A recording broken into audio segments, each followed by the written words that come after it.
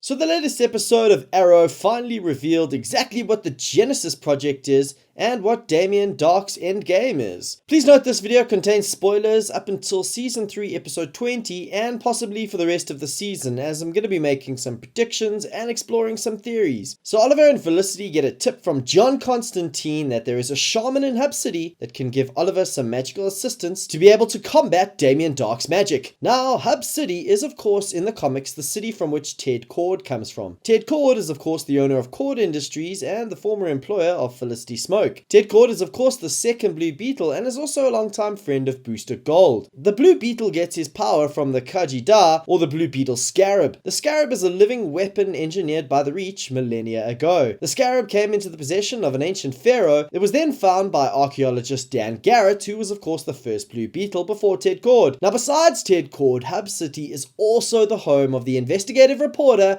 Vic Sage, aka The Question. Now The Question is awesome, and he was one of my favorite characters from the DC animated Justice League Unlimited series. Now The Question is a prolific martial artist and detective, and he wears a mask made of pseudoderm to hide his true identity. In the comics, his mentor was Sandra Wu San, aka Lady Shiva, who herself has been aligned with the Birds of Prey. So I think it's likely that the show is possibly going to introduce The Question in the upcoming season, and personally I've always thought The Question is the perfect character to have his own series. So Oliver learns from Ezrin Fortuna that the source of Damien Dhark's power is fear and anger. She goes on to explain that the source of Damien Dhark's power is not the idol itself, and that the idol itself only channels the power of death and fear, and that the only way Oliver can combat this is through the power of light and hope, through the opposite of Damien Dhark's power. But in order for Oliver to do this, it means that the light inside of him must outweigh the dark. And this is very much in keeping with the theme of the season, in that Oliver's character is evolving from the dark vigilante, the Arrow, moving towards the lighter symbol of hope,